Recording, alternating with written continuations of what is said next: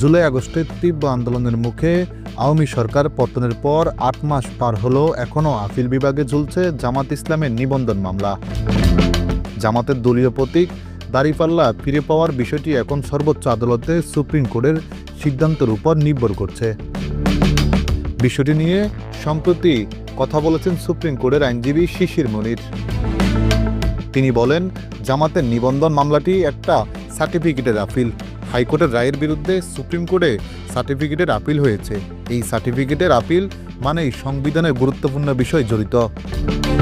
যেহেতু সার্টিফিকেটের আপিল, তাই সার্টিফিকেটের আপিলটা পূর্ণাঙ্গভাবে শুনানি হওয়া প্রয়োজন। পূর্ণাঙ্গ শুনানি শুরু হওয়ার এক পর্যায়ে যারা মূলত এই মামলার অপরপক্ষ ছিলেন, তিনি আইনজীবী ছিলেন, তাদেরকে পাওয়া যায়নি।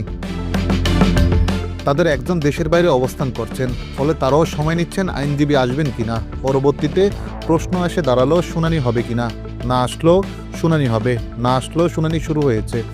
অর্ধেকেরও বেশি শেষ হয়েছে এই শুনানি।